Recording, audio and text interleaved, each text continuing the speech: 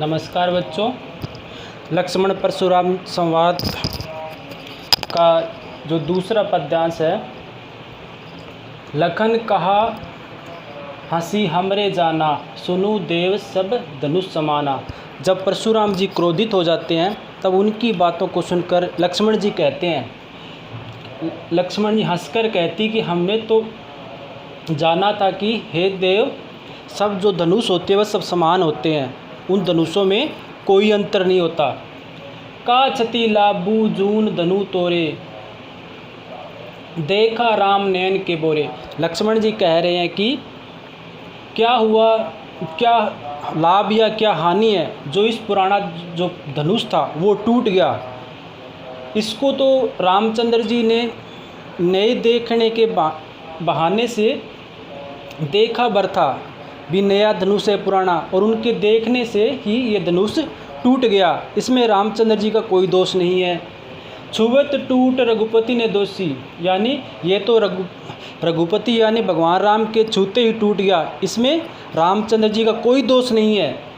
मुनि बिनु काज करिए कतरोसु, हे मुनि आप बगैर किसी कारण के ही रामचंद्र जी पर इतना क्रोध कर रहे हो भी, जिसने ये धनुष तोड़ दिया। बोले चित ही परशु की ओरा, तब ऐसी बातों को सुनकर परशुराम जी अपने परसे की ओर देखते बोलते हैं, रे सट सुने ही सुबाहु न मरा, यानी हे मूर्ख, तूने क्या मेरे स्वभाव के बारे में नहीं सुना है। अर्थात सारी दुनिया जानती है कि परशुराम का स्वभाव कितना क्रोधित है।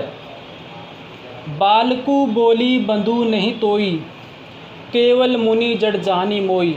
मैं तुमको बालक समझकर नहीं मार रहा हूँ, अर्थात कुछ भी नहीं कह रहा हूँ, और तुम मुझे क्या हो, केवल एक साधारण मुनि समझने का भ्रम पा रहे हो भी, ये मूर्ख और साधारण मुनि है। बाल ब्रह्मचारी अति कोही, विश्व विदित क्षत्रिय कुल दोई।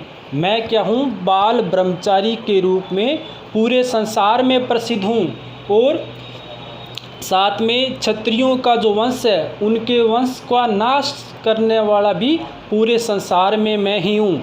इसके कारण पूरे संसार में प्रसिद्ध हूँ। भुजबल भूमि भूप बिनु कीनी, मैंने अपनी भुजाओं के बल से इस पृथ्वी को बहुत बार राजाओं से रहित कर दिया। कहा अर्थात ऐसा कहा जाता है कि कुल 17 बार उन्होंने इस भूमि से क्षत्रिय राजाओं को मारा था। विपुल बार महिदेवन दीनी, और युद्ध में उनसे जीती हुई जो भूमि थी वो अनेक बार ब्राह्मणों को दान में दे दी थी। अर्थात मैं इतना प्रसिद्ध हूँ और फिर भी तुम मुझे जानते नहीं हो। सहस बाहु भुज छेद निहारा, परशु बिलोकु मही तुम्हारा। हे राजकुमार, मेरे इस परसे को देखो, जिससे मैंने क्षत्रिय बाहु है तो उसकी भुजाओं को काट डाला था। मातु पिति जनि सोचवच, करसी महस किशोर। हे राजकुमार, तुम इस प्रकार के वचन बोलकर अपने माता पिता को सोच में या संकट में दुखी मत करो।